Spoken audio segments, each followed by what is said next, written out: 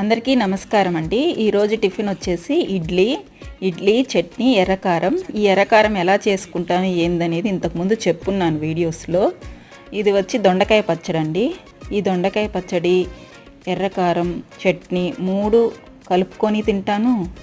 ఒక్కొక్క దాన్ని కూడా అంటే చట్నీతో ఒకసారి, దొండకాయ పచ్చడితో ఒకసారి, ఎర్రకారంతో ఒకసారి కూడా అలా తింటానండి. నాకు టిఫిన్స్లో కన్నిటికంటే ఎక్కువగా ఇష్టం ఇడ్లీ అండి. అది కూడా రవ్వ ఇడ్లీ మాత్రమే. బయటికన్నా ఎక్కడికన్నా వెళ్తే రవ్వ ఇడ్లీ అయితేనే నేను ఆర్డర్ చేసుకుంటాను.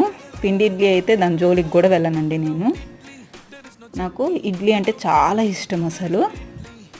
చట్నీ కూడా చాలా టేస్టీగా చేసుకుంటానండి.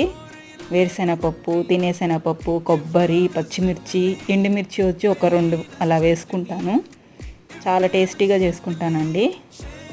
నాకు ఇడ్లీలోకి చట్నీ కంటే కూడా చట్నీలోకి ఇడ్లీ నంచుకొని